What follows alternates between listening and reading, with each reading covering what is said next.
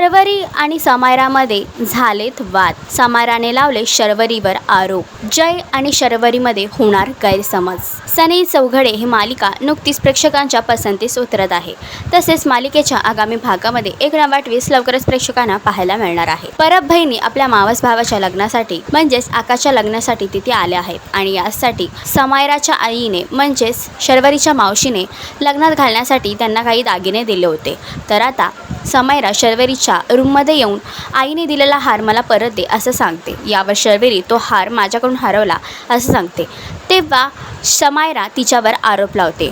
म्हणून शर्वरी तो हार परत देण्यासाठी हॉलमध्ये जाते आणि बॅगेतून हार काढत असतानाच जय तिला बघतो. जयचा गैरसमज होतो. एवढंच नव्हे तर जयने शर्वरीवर चोरी करणं हे तुझं प्रोफेशन आहे असं देखील सांगतो. तर जयच्या या आरोपाचे शर्वरी उत्तर देईल का?